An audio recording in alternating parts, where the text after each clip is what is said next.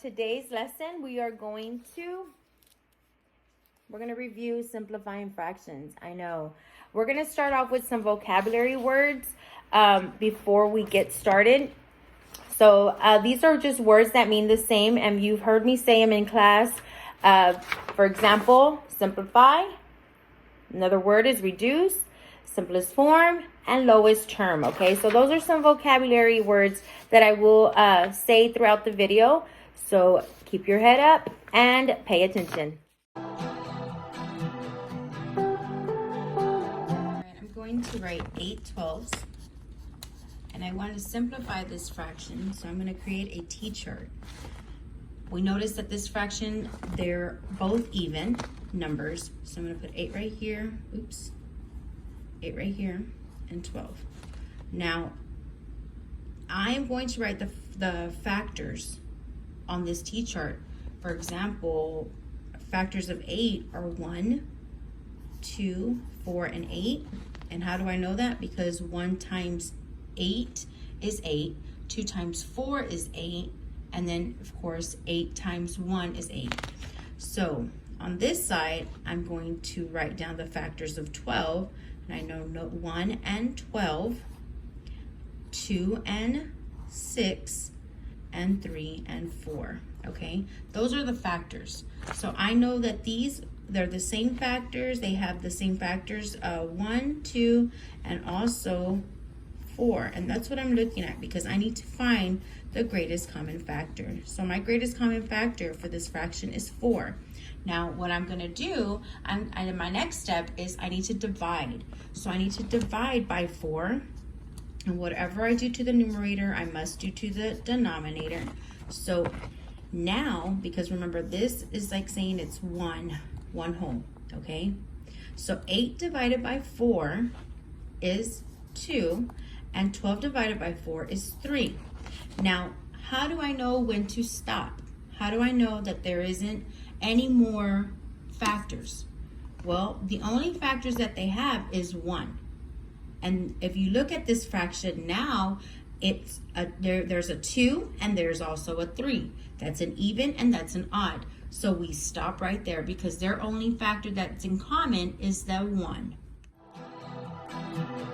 We have 3 and 21. We have the numerator as 3 and the denominator as 21. So we're looking at this and we know that they are both odd, right? So I am going to go ahead and I'm going to do this a different way. You can use either the T-chart or this way, okay? So I'm going to write the factors of 3. We know that 3 is a prime number, so it's just 1 and 3. 1 times 3, and that's it. Another way for 21 would be 1. This is a composite number, so we know that it is 1 and 21. And I want you to think, what other numbers can, if I multiply, what other numbers can I multiply that will give me to 21? And I hope everyone is thinking 3 times 7. Okay, oops.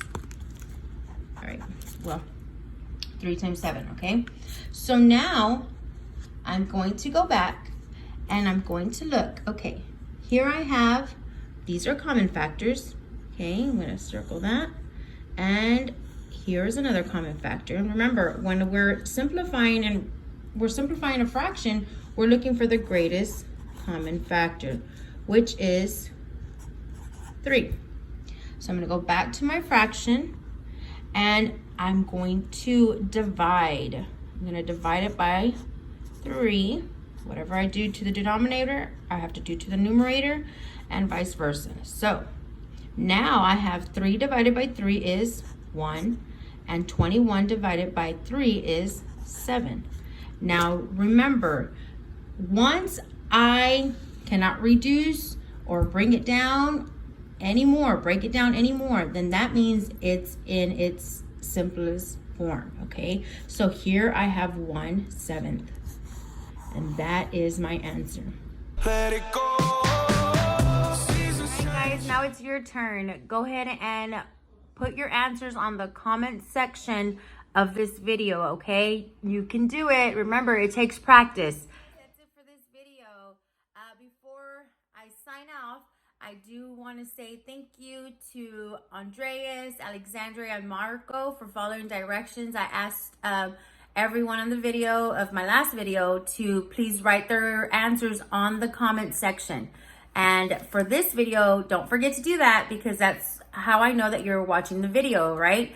Also, if you have not been able to log into your Google Classroom, please let Ms. Junco and I know. That's very important, okay? Well, that's a wrap for this one. So I will see you next time, and I hope you enjoyed this video. Love y'all.